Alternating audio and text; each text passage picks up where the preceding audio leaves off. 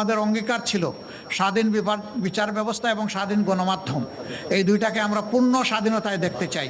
গণমাধ্যম তার মতো করে চর্চা করুক, জনগণ গণমাধ্যমের মেসেজ কিভাবে নেবে এটা জনগণের ব্যাপার। গণমাধ্যমের স্বাধীনতার উপর নির্লজ্জ হস্তক্ষেপ যারা এটা করেছেন তাদের প্রতি আমাদের বিনয়ী অনুরোধ, আপনারা এখান থেকে ফিরে আসুন, যারা যেখানে ছিল তাদেরকে পুনর্বহাল করুন।